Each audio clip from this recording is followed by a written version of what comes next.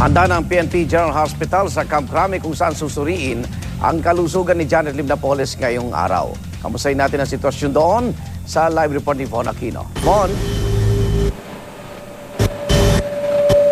Yes, Iga, naka-alerto na nga ang media dito sa labas ng PNP General Hospital para sa inaasahang pagdating ng itinuturong utak ng pork barrel scam na si Janet Lim Napoles. Pasado alas 5 ng madaling araw nang inspeksyonin ng mga pulis ang loob ng ospital kasama ang mga bomb-sniffing dogs. Ikinordon na rin ng mga pulis ang lugar na malapit sa pintuan ng emergency room ng ospital.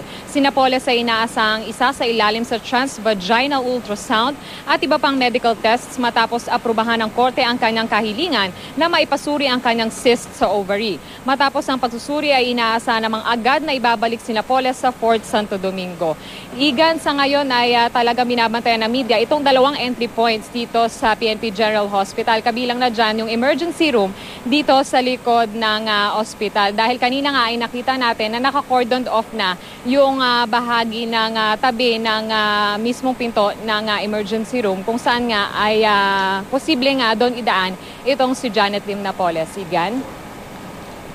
Maraming salamat, Von Aquino.